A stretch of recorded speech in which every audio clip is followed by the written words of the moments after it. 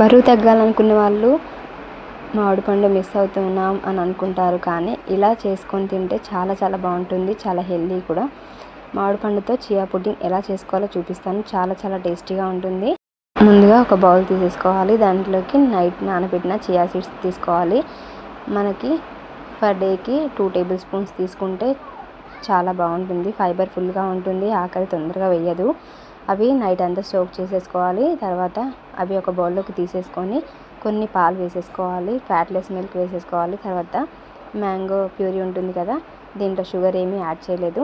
ఇలా గుజ్జు తీసేసుకొని ఇందులో కలిపేసుకోవాలి. చూడ్డానికి కొంచెమే అనిపిస్తుంది, కానీ ఇవన్నీ వేసిన తర్వాత కొంచెం ఫిల్లింగ్గా అయిపోతుంది. మనకి మామిడి పండు గుజ్జు అంతా చక్కగా కలిపేసుకొని దాంట్లోకి గార్నిష్గా కొంచెం చియా సీడ్స్, కొన్ని నట్స్ మనకు నచ్చినవి వేసేసుకోవచ్చు. నేను కొన్ని గుమ్మడి గింజలు వేస్తున్నాను. తర్వాత కొన్ని మామిడిపండు ముక్కలు వేసేసుకోవాలి.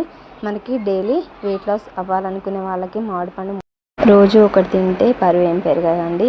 మనకు ఫ్రూట్స్ అనేది సమ్మర్లోనే వస్తాయి కాబట్టి మనం ఎంజాయ్ చేయాలి కదా ప్రతి ఒక్క ఫ్రూట్ అనేది.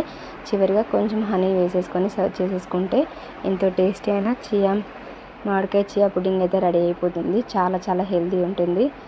ఈ ఒక్క బౌల్ తింటే మనకి స్టమక్ అనేది ఫుల్గా ఉంటుంది, అసలు ఆకలి అయితే వేయదండి. చాలా టేస్టీగా ఉంటుంది. తప్పకుండా ట్రై చేయండి ఫ్రెండ్స్. Thanks for watching.